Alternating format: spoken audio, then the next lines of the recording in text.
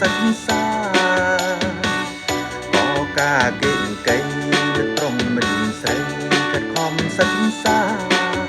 ជាយាមឧស្សាហ៍នោះទើបប្រាជ្ញាយើងបានប្រពៃជាយាមឧស្សាហ៍នោះទើបប្រាជ្ញាយើងបានប្រពៃ